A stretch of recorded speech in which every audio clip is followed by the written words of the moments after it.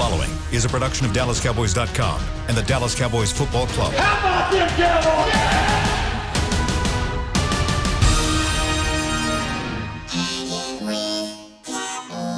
Blowing out of the backfield, exploding down the sideline. This is Hangin' with the Boys, presented by Wingstop, where flavor gets its wings. Now, your hosts, Nate Newton, Kurt Daniels, Jesse Holley, and Shannon Gross. Hey, it's Hump Day, Wednesday. Hump Day. Hanging with the boys, coming to you live from the SWBC Mortgage Living Room, Frisco, Texas. Shout out to Wingstop for making this show possible. We are here, Kurt Daniels, Shannon Gross, Nate Newton, Jesse Holley. And man, we got some breaking newses. We got a couple of different things that have come out over the last few hours. Jesse Holley brought to our attention. There's a little drama that's going on up in New York. Tell us what's happening as we speak. The situation is unfolding. Yeah, so about 20 minutes ago, as we're kind of getting ourselves together to go on to this wonderful, well-produced show that we call Hanging with the Boys, tweets are firing off that there was a fight in Giant Country and a fight with someone that we are familiar with, head coach Joe Judge, and I'm saying allegedly got into a fist fight with our homeboy and former Cowboys coach and my former teammate Mark Columbo, who was the offensive line coach here in Dallas and went over there with Jason Garrett to be the O-line coach in New York. So the reports are coming out that they got into a heated discussion and a fist fight broke out, and Mark Columbo slugged Joe Judge, who then fired Mark Columbo. And now there's reports that are coming out saying there actually wasn't a fist fight, but there was a firing. So, where there's smoke, there's probably fire. And yeah, so you think that we're imploding? You think that this place is burning down? No, the NFC East is finding new ways to just be more crazier. It's like, oh, you did what, Dallas? Hold on, hold my beer, hold my whiskey. We're about to do something even crazier over here in New York. So this is 2020. Like, this is literally, when the last time have you heard a head coach being punched allegedly by one of his assistants? Like, this is indicative of what we are in the year of 2020. That's crazy. He was known as, what, Columbo was known as a kind of a mean character on the field. What was he like as a teammate, Jesse? Oh, he was great. He was a great teammate. Great teammate. He's in a band. And so I even used to go out to him, who was it? Corey Proctor and Big Leonard Davis. Free reign, brother. Free reign. Free reign. I went to a couple of free reign shows. You leave with a headache, but hey, I went to a couple of free reign shows. And so Mark was a great teammate, man. Great dude, great person. And as nasty as he was on the field, he wasn't as aggressive off the field. So this is one that I'm kind of interested to hear the backstory to, because you probably had to say something or do something pretty. You probably crossed. If Mark punched you, you probably crossed the line, and you probably deserve to get punched. Like, he's that kind of person. He's not going to just haul off and punch people for no reason. He doesn't have an attitude problem or an anger issue. Yeah. If he punched you, you probably did something to provoke his fists landing somewhere in the region of your face. Kurt, have you ever allegedly punched your boss? No, I can't say that I have, but I don't plan on it either. So, no worries, Derek. Not coming for you. Nate, you play. The thing I like about Columbo is he's a direct person. You tell him what you think, you tell him in the correct way. He'll accept what you're saying. Something said that didn't agree with Mark Columbo. Yeah, Kurt, Nate, you played for a lot of high testosterone teams with a lot of young, fiery coaches. Did you ever see a couple of coaches get into it, like during practice or on the sidelines? Yeah, I seen a couple of coaches get choked. I'm not gonna call names because I love them. I've seen some dallies and some dillies. So, but I'm not gonna call them out, man. Coaches choking other coaches, or players choking coaches? I mean, coaches on coaches. Normally, when a player lay hands on a coach, somebody got to leave because it ain't gonna never be right after that. Wow. I have I won't say his name because he's a pretty prominent, especially in his time. He's retired now, but a pretty prominent player choked a coach at halftime during a Monday Night Football game. It's not when I was in Dallas, though. It's not a Dallas story. Not a Dallas story, but a very prominent player choked a coach, a position coach, at halftime of a Monday Night Football game. It was one of the craziest things I've ever seen in my life. And we were told that if word got out that people would, if you find out who, you would lose your job. How awkward is that? Is it just like in the locker room? Is it just like, oh my God, like don't look, or like? It was an argument. It started as an argument, and the next thing I know, this player is like literally choking a coach into the locker, like literally, like the cubby holes. He's like on top of a coach, like 2 hands around his neck. I was like, what? Wow. This is the National Football League. I'm gonna tell you something, man. Most coaches ain't as big as Columbo, and if they are bigger than Columbo, they're out of shape. Because it always amazes me how coaches cuss you out and tell you to get in shape, and then you find out they out of shape. But anyway, that's just a line you don't cross as men. As volatile as our sport is, and as crazy as we act, and as hyped as we get sometimes, we never forget that there is a chain of command. And you may be making 10 times more than this coach, but if he has any clout on that staff, he'll be working to get you out of there. Believe that. Hey. So if the reports are true, and he's been fired, any chance of him coming back here as some type of special assistant or anything like that? I heard the players loved him, right?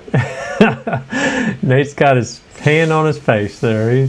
No, I don't see. I mean, they got a good line coach at Philbin. Take it away, Nate. You deal with the Don't nobody love Columbo like we do. A great human being. But why is it we always got to go back?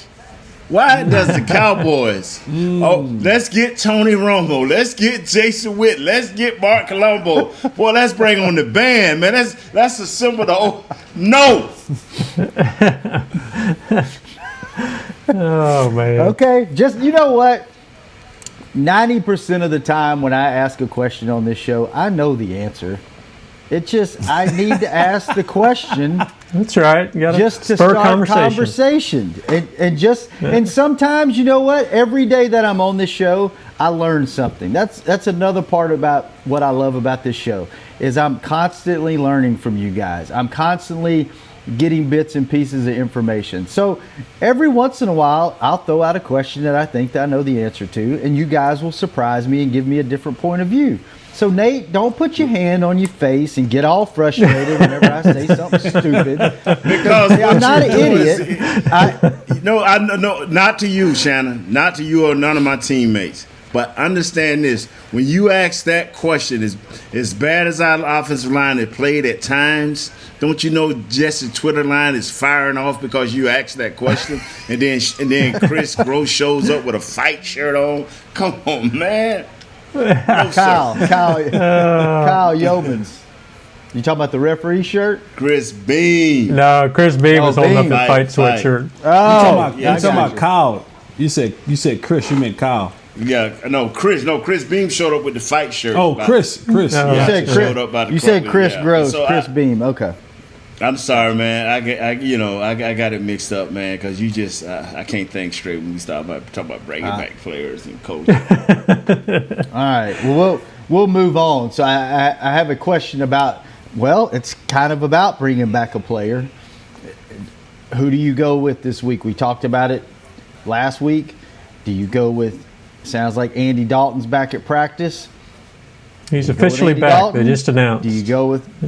He's officially back. Okay, officially. Yeah, him and Crawford they just announced they're taking them off the reserve code list, and they put Diggs on IR.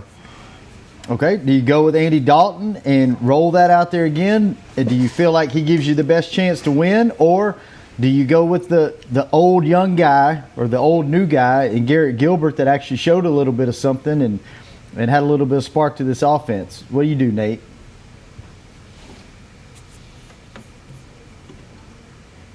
Did we lose Nate? No. Hey. I just act like I couldn't move. I just see how long it'll work. I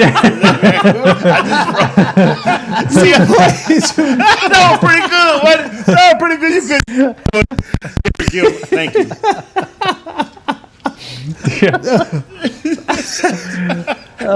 This guy, Is it better to have a? Yeah, exactly. Is it better to have a quarterback with experience? Is it better to have a quarterback with experience or one with some energy? I want Gary Gilbert. I'm just being honest. I'm through with it. Jesse, you do what you do, baby. So I changed my stance because a week ago I was all for, hey, let's go with Garrett Gilbert. Let's go with Garrett Gilbert. But there is something to be said about a quarterback with experience. There is something to be said about a quarterback with knowledge. And it was something that said that, a quarterback that you paid. But I changed my stance to this. I think you go back to Andy Dalton, but Andy Dalton has a leash. Short and leash. at this point in time, and I don't know how short that leash is. Maybe it's a half, maybe it's a turnover, whatever that is. But you should be able to gauge early on in the game if your team has the energy and chemistry that it needs to pull out a victory. And if it doesn't give you that, then it's time for you to go to the other guy. And it's not like Andy is like the starter or the star of this team. So like even if you go back and forth, right? If you decide this week we're going to start Garrett Gilbert and we might go back to Andy Dalton, like that's not a problem at this point in time of the season. It's not like if you are Carson Wentz and you get pulled for Jalen Hurts. Now that's something completely different because that guy is a $100 million guy. He's been your starter. You pull him and you put somebody else in, you're pretty much saying, sir, your time here is done. But this situation is different because we've had a mosh posh of quarterbacks playing, whether that be Gilbert or whether that be Andy Dalton or Cooper Rush or whoever. So I think with this, you kind of give Andy Dalton the chance to say, okay, you had a concussion, because the term is you're not supposed to lose your job because of injury. You had a concussion, then you were hanging out at TCU, and you caught the COVID with the young people. I'm making that up. I don't know if you caught the COVID from hanging out at TCU. That's completely false if you don't take that and run with it. But now you've come back. Let's see how your week of practice is going, and we're going to play you. And if the energy and the productivity isn't there, we're going to go with Garrett Gilbert, and we're going to develop this guy to be our backup for next year. Because you all signs point to Dak Prescott being healthy and being able to come back again next year. And Andy's made it very clear that he wants to go somewhere and start. So he's not looking to come back here next year as a backup quarterback. So if you're not getting it done for us, let's go to Garrett Gilbert. Let's get him some experience. Let's get him revved up in this offense. And let's get him ready to be our backup for next year by getting some reps throughout the rest of this season. Kurt? You think also, Dalton, both his starts, he basically didn't have Zach Martin in the offensive line. I think Martin only played like 8 snaps or something and then got hurt the first game and he set out the next one. So, I don't know, maybe he deserves a chance to see what he can do behind a little better offensive line. I don't know. I've heard some people kind of say you got to see if Gilbert's going to be your backup for next season and see what he can do now. Yeah, we still got time for that. Yeah, I agree. We got time for that with Gilbert. We got time for Gilbert. And I don't even buy that. I mean, we went through the list yesterday. We had 8 teams that would say yes to Dak Prescott as their quarterback and 4 more that would maybe say, they would take. I mean, how many of those teams would have Andy Dalton as their? I mean, at this point, I don't see really a spot. Dalton wants a number 1 gig next year in the NFL. I don't know if there's going to be one for him. So he may be looking at another backup job. He may be the perfect backup next year too. So I'm not ready to, turn the reins over to Gilbert just yet. But like you said, Jesse, I think, you're going to have to kind of see how the team ebbs and flows with him. Maybe brings a certain energy. You cannot, and I repeat, Jess, you know better than this, you cannot do that to Andy Dalton. You either tell him as a head coach and offensive coordinator, hey, man, we're going to run with this young guy. We know who you are. And the young guy has the short leash, not Andy. Because if you short leash Andy, you know he ain't going to be here, because that's a bad mark against a backup ex-starting quarterback. That is the total bad mark. So you do that the other way. If you let Andy be your quarterback, Andy has to complete this game. Because if you snatch him, what does that say for bringing him in here, and what does that do around for 31 other teams? That ain't gonna bode well. It does the same thing. It does the same thing that it done with Dontari Poe and. But Dontari Poe couldn't play now. Dontari couldn't play, man. You know, what I mean, this dude here was sitting in the middle of a donut going around and around, so it don't. Yeah. All right. Shoot. No, I wasn't embarrassed. That's an insult to Andy. All right, let's take our first break. When we come back, let's talk about. Great job, Shannon.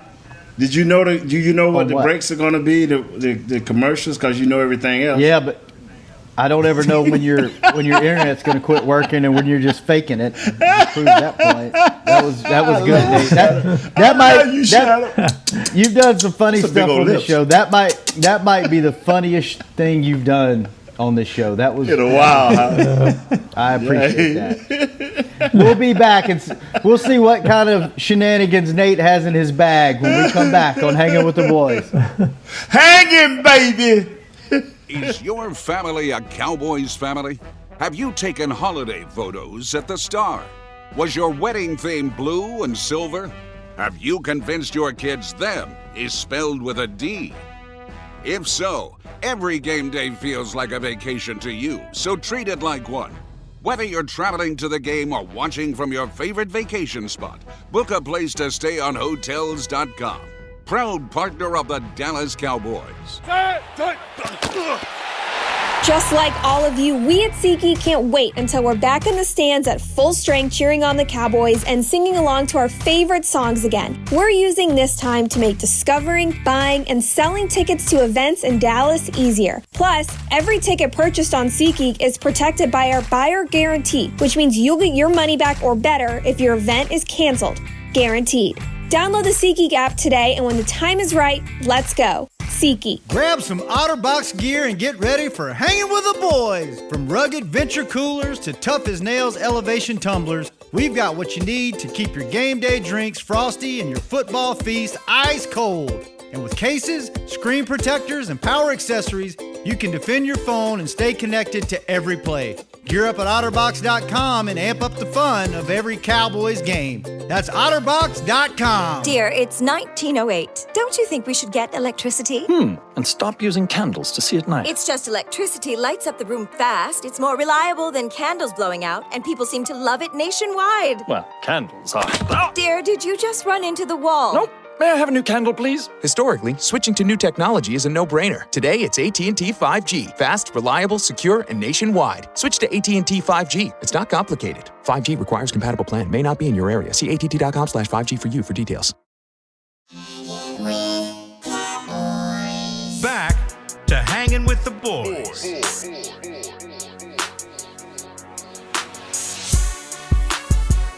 Adjust your cleats, adjust your pads, even adjust your helmet, but seriously, don't adjust your underwear, because once it's seen, it cannot be unseen. Tommy John's fabric keeps you cool and dry on the field or in the stands, and now they even have loungewear. Yeah, buddy, loungewear. Shop underwear at TommyJohn.com/Cowboys for 15% off your first order. That's TommyJohn.com/Cowboys. Go get you some. All right.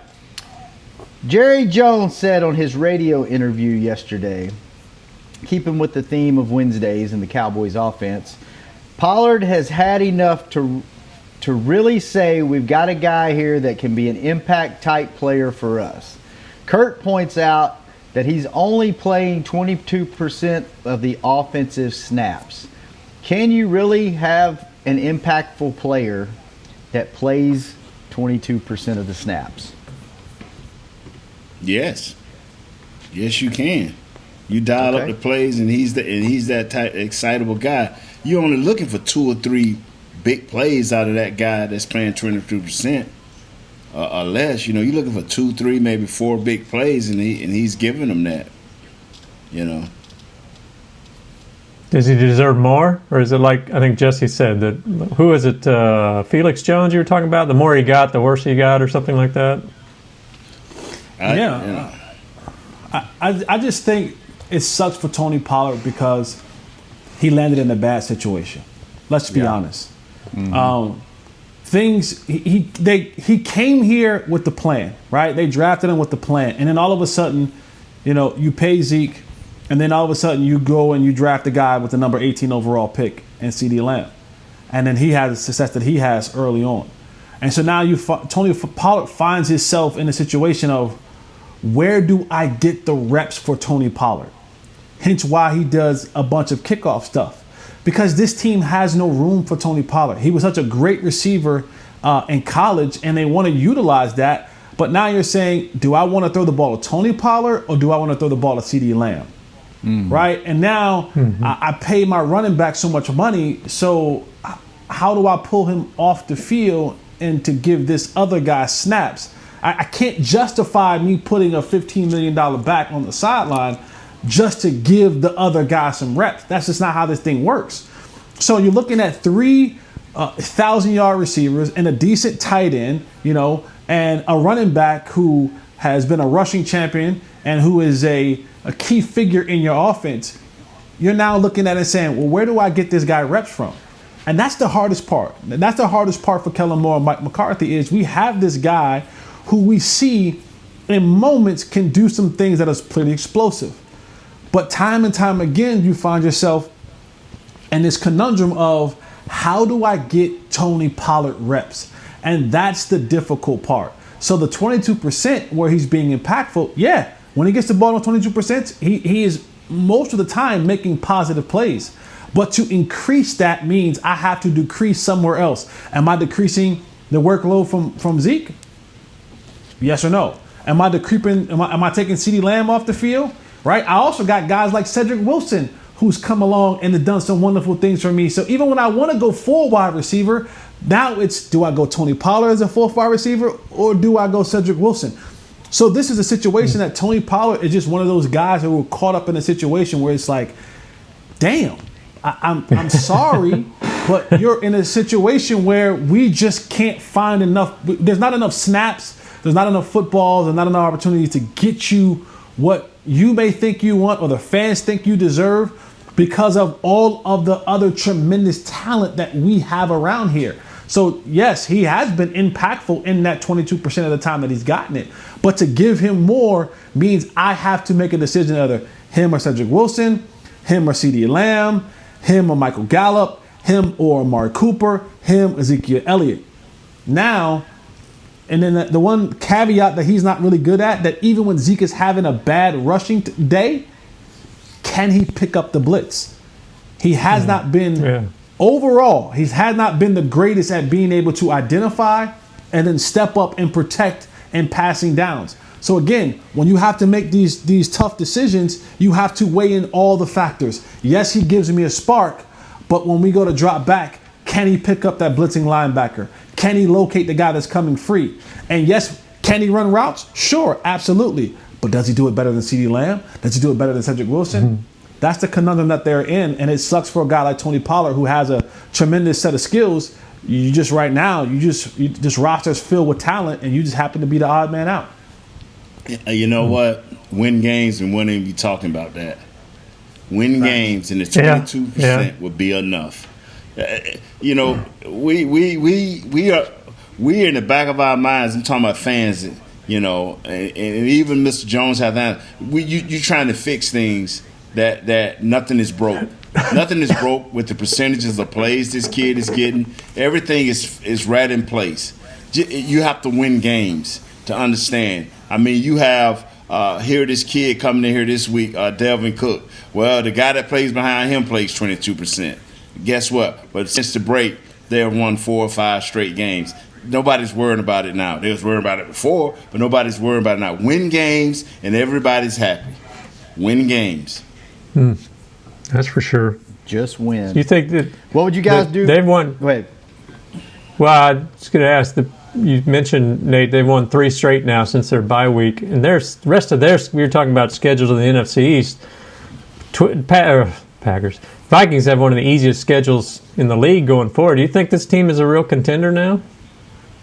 I think the Vikings are right where they want to be. Just keeping in line what we use to talk about our offense versus defense. They got 1, 2, 3, 4, 5, 6 rookies in place. 7 rookies in place on their defense that are playing. And it hurt them the first 4 or 5 games before the bye. It hurt them. They only had 1 win and about 5 losses. It hurt them. But they knew early on, okay, we're going to play these rookies. And maybe when we come to the bye and we see the donut part of the schedule, known as the NFC East, maybe we can win some games and build some confidence. I'm serious, man. What we have done in the old days, have drafted guys, rookies, and not play them. Because we thought we were a 12 and 13 win team, and we would not play these guys and get them experience. Well, now we're playing these guys. So let's go, man. Let's go. Speaking of playing these guys, offensive line, what are you guys doing there? Are you still running out Terrence Steele, trying to develop him, or what are you doing there? It seems like this team is being, that's their guy. That's what they're going with. Is that what we're going to see this week? Yeah, you're going to see that, man. And you're going to see our right guard is the stabilizer. Every time we talk about one of these quarterbacks, we talk about, well, he didn't get to play with the right guard. I mean, okay, he didn't get to play with the right guard. Now he's getting to play with the right guard, so everything's going to be all right. So that means Terrence Steele going to be all right, too. If it's good for one, it's good for the other. So Terrence Steele will be stabilized. No, I'm being honest. Your offensive coordinator and Kellen Moore, before the break, finally called a game. And Jesse, tell me if I'm wrong, he finally called a game that helped his team in the lack of where they lacked at in a lot of places. He finally called something that everybody could digest and transfer to the field. And so I'm thinking that Kellen Moore said, okay, I got this now. I can really do this. Thanks, Coach. The head coach, thank you. I'm finna do this. I'm finna run just enough, get enough mixture in here, get the ball out of my hands. Terrence Steele is gonna be all right. He may not never be what you call a first-rate starter, but he'll be in somebody's rotation. If not here, somewhere else, man, because what you need is experience. What you need is to be able to play. Now, it's crushing us in a lot of times because we always leave this kid butt naked at the beginning of games. I'm always cry about that. You can't leave a kid butt naked at the beginning of a game. What did you see from through the trailer park like Jesse? But at the end of the game, get butt naked. Yeah. I'm just saying, you do whatever you do, Jess, but you just can't. Go to the trailer park. Go to the trailer park, baby. You know what I'm saying? Hey. I knew where you were going. I was going with you. Butt naked. Hey, you brought up a good point, Nate. Kellen Moore called a hell of a game the last game. Jesse, do you think we're going to see this game is going to be called like that game, creative but not too cute, not too fancy, or do you think he's now established, like, okay, this is the blueprint, this is what we need to do to be successful going forward? I don't know. Kellen has been as inconsistent as this team has been all year. It's like they'll play good at one moment, the next game they'll come and they'll be back to where we started. I don't know. I hope that he had an opportunity, just like players, to kind of self-evaluate himself at the break and look at what he did last week and try to find some sort of rhythm. But again, guess what it goes back to? I got a new quarterback in here now. So what worked last week for that quarterback might not work with this quarterback. What throws And what calls last week worked for that quarterback might not work for this quarterback. He might not like those throws or those calls. So now this is the dilemma you have when you don't have a starting quarterback. When you have a bunch of backups going out there, you have to change your game plan each and every week and hope that quarterback sees what needs to be seen in order to be successful in it. So I honestly, to answer your question, I have no clue. Well, what did you like from that? You both mentioned he called a great game. Was it more balanced? Did he run the ball more? What did you like about that? It was just more balanced, man. It was more balanced. The quarterback. See, why I liked this kid, Gilbert, is he moved up into the pocket and he moved around in the pocket just enough to help his receivers get open. And he avoided the pressure a couple of times and threw away the ball. And that is what I expected more from Andy Dalton, is him to move up in the pocket, get rid of the ball, But like I guess because we were missing the right guard, he couldn't do that. So let's see, can he do that this game? Because one thing you've always heard me say is, and even with Dak, why are we holding on to the ball? I understand we're trying to drive the ball downfield. We're trying to be mid-range to long. But guess what? Sometimes you dink and dunk to open up things like that and give your offensive line a chance to settle down.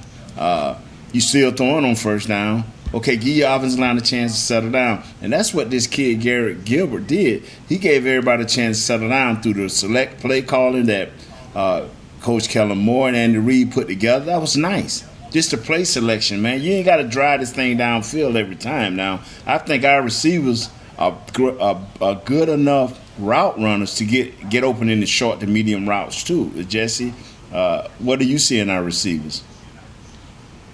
Now you said Andy Reid. I wish we had Andy Reid. I mean, Andy, Andy too. Well, Andy's mind in Dalton's body, but because if it's the other way around, it wouldn't work.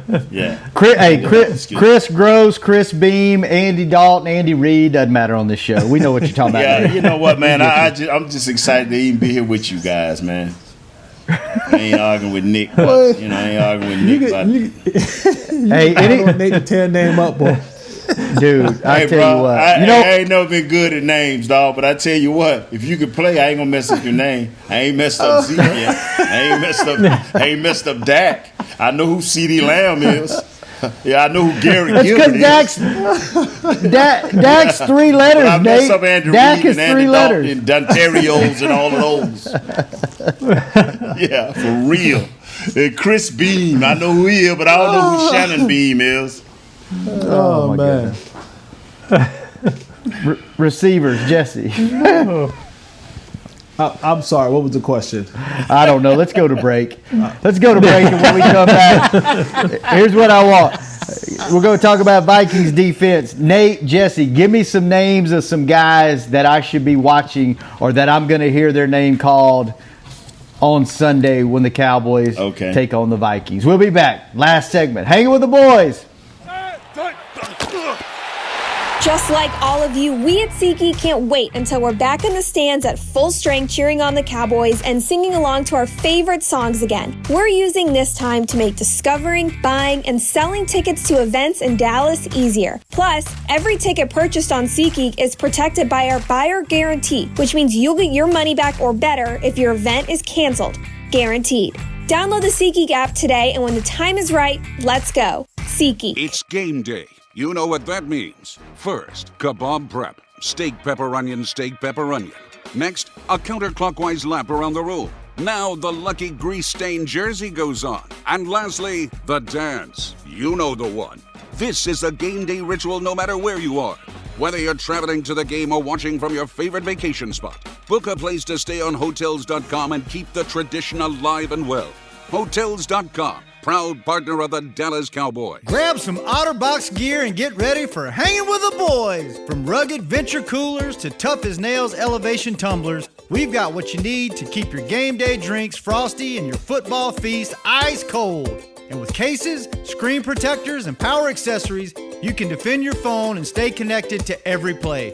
Gear up at otterbox.com and amp up the fun of every Cowboys game. That's otterbox.com. Dear, it's 1908. Don't you think we should get electricity? And stop using candles to see at night. It's just electricity lights up the room fast. It's more reliable than candles blowing out, and people seem to love it nationwide. Well, candles are... Dear, did you just run into the wall? Nope. May I have a new candle, please? Historically, switching to new technology is a no-brainer. Today, it's AT&T 5G. Fast, reliable, secure, and nationwide. Switch to AT&T 5G. It's not complicated. 5G requires compatible plan. May not be in your area. See att.com/5G for you for details. Back to Hanging with the Boys.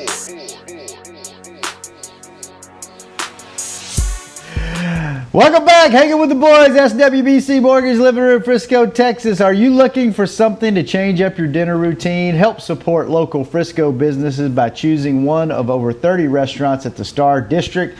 For information on delivery, takeout, curbside pickup, and dine-in availability, visit thestardistrict.com.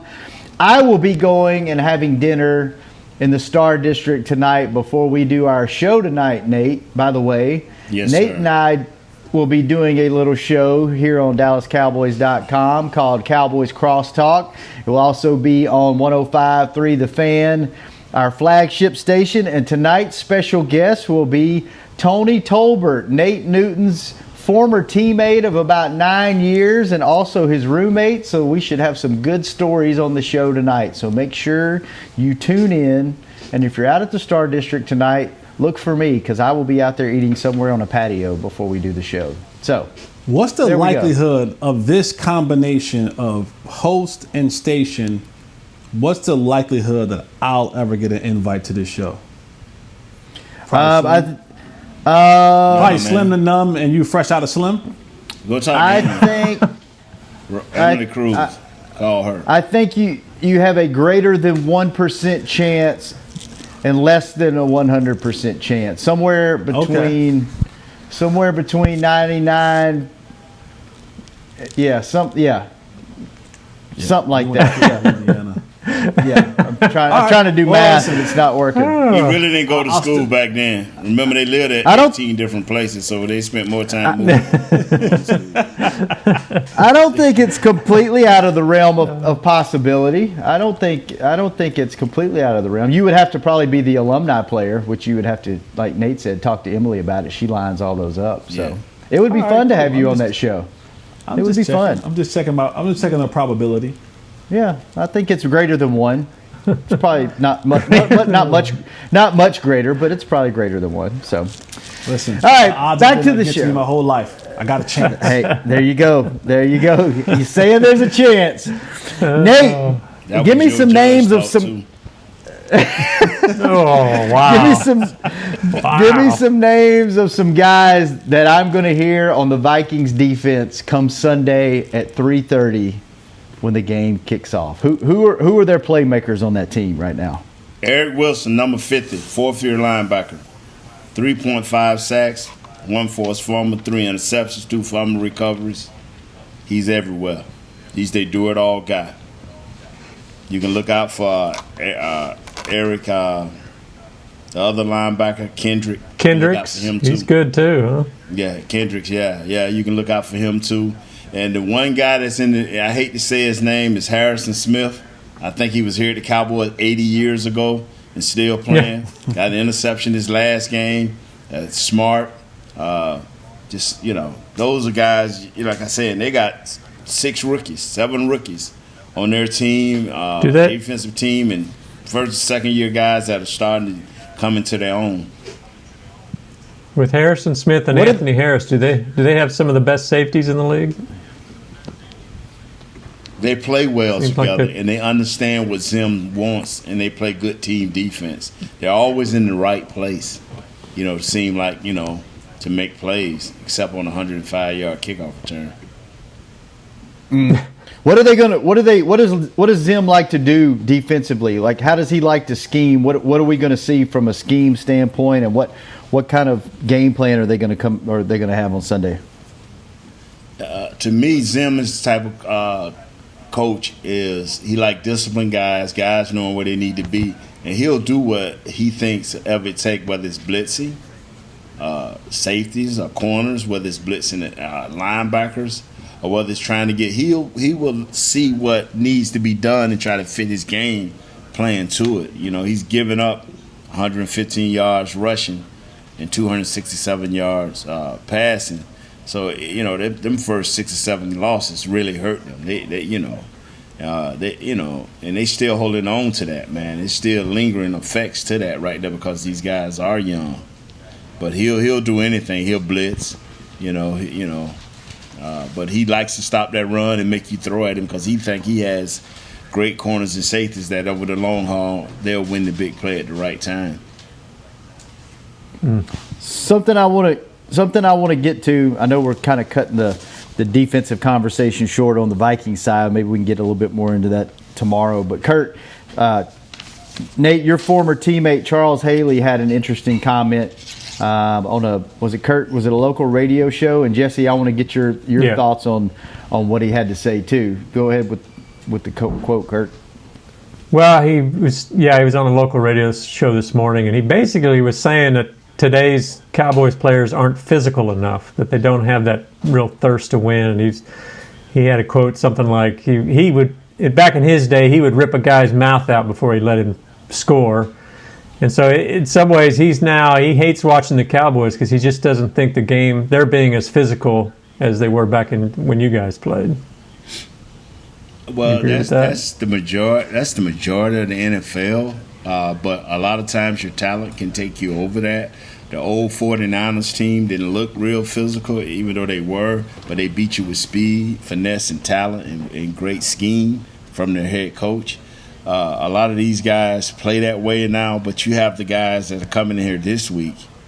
You have a few guys that sit in the league. The Cleveland Browns still rolling like that are physical. The defenses for the Steelers for the most part, and the Ravens they still play physical football. They still like to run the ball and beat you up. But it's just the league that we're in. I mean, teams are Charles. Them days of everybody being around 24 points a game, and that's the average in the league. Them days are over. So I agree. I think he meant to say rip a guy's throat out, not his mouth. Rip a guy's throat out before he let him score. But that's me what and Charles said. Yeah. We said the same. We had the same English teacher who let us get away with anything. Jesse, what do you see when it comes to physical football? You aren't allowed. It's not allowed. Football has changed. Football has changed from when Charles was playing. We saw what happened 2 weeks ago. A guy actually ripped someone's mouthpiece off and then punched him in the helmet twice. Back in their day, that's what has been a regular just flag. He was ejected and fined, $25,000. The game, suspended 2 games, wasn't it? Yeah. Suspended 2 games. Yeah. So 2 game checks. You watch games where I watched the game, was it Monday night or Sunday night, and they called 2 lowering the head to come in and tackle flag and to initiate contact. So the game has just changed, and I get what Charles is saying. Maybe the nastiness that he likes or he played with is not there, but the physicality. Charles would just take his hand and just smack somebody across the head, and it would just play on. Now, again, open hand, closed hand, hit across the head, that might get you ejected. For sure will get you a fine. If it's called, that might get you ejected. The game has just changed a lot. Yeah, you may get a check on Monday or Tuesday anyway if you don't get a flag. It still might come. Send you something. So, that's the one thing when you talk about, the older generation.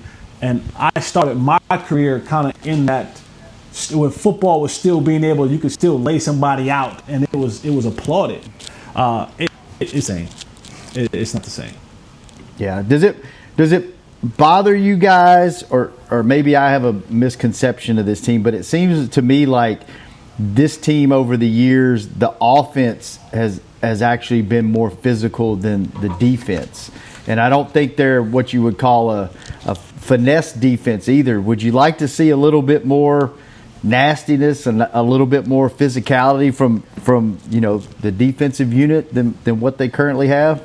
And how do you get that? I mean, is it just attitude? It's just going out to get the right players, man, and setting the right tempo in practice. And when you do have your little 5-minute scrimmages or inside runs for 5 or 10 plays, make sure people thud up the right way. Make sure we always had a little thing is, when we went against our guys, is who had their hands inside. That was the guy that was saying, I'm finishing you. So we fighting. We continue to fight and moving our hands. They help you not get holding calls in a game too, as offensive line of finishing this guy. I'm gonna finish you. And when you look, and when the whistle blow in practice, you look at him like, I got you, homie. And those little things like that, where people make, that ain't nothing. Try it on a guy who's got some heart. Try to do that on a Tony Pollard. You will be in a fight. Him and Kevin Golden got into a lot of fights trying to finish each other off, and it's just 2 or 3 steps. But they were trying to win those 2 or 3 steps because it kept you ready, and you could transfer it over into the game. Now, at wide receiver, Michael Irvin was pretty physical. I don't know how it was with Jess them, but our receivers. Now, Dion and Mike then used to go at it because, there was 2 elite players that just was great at what they did. But if you was a young guy trying to go against Mike was trying to take your heart. Bottom line. Yeah, he was trying to let you know I'll decide how we going to practice out here today, and that's going to be hard every day because I needed a great look. Because Mike was always thinking, Mike thought on a different level. The guys I played with thought on a different level. Troy, them, they already knew they was in the game to be Hall of Famers. Emmett, they came to the league with that on his mind. Michael Irvin, he was scared that he was going to miss a meal because he had 17 kids, and then he came that home and never, ever stopped wanting to eat. So I'm just being honest. When I played, guys had a different mindset, and I'm not saying that these younger guys, I don't know them personally. Shannon, you know them better than me. Jesse, you know them better than me. I don't know that we have a team full of guys that, if you throw a bowl of porridge on the ground, everybody going at it, man. So I don't know that. So I'm not downing them or knocking them, but they're not a physical team. All right, fellas, time is up. The worst moment of my day when I have to say goodbye to you guys and Chris Beam. Nate, thanks for the jokes today. Kurt, thanks for wearing the what you got, the gray hoodie on today, mixing it up. That's the best I can get for Kind of blue, yeah. The jokes Looking today. good. Hey, Jess, thank you. Jesse, Chris, I like thank the you for jacket. Go Fight Win Tonight I like shirt. the jacket. Kurt, great questions. I'm trying to drown out Shannon Gross. And we ain't seen his mom in I don't know how long, and she would be better. She definitely would be. She is better. Thanks, Chris, for keeping us on the air. We will be back. Nate, I'll see you tonight. Hey, everybody freeze. All right, later. See you tomorrow. Hang with the boys. Same time, same place. Jess. Good one, Kurt. Good one. Yeah. Good one. See you guys. This has been a production of DallasCowboys.com and the Dallas Cowboys Football Club.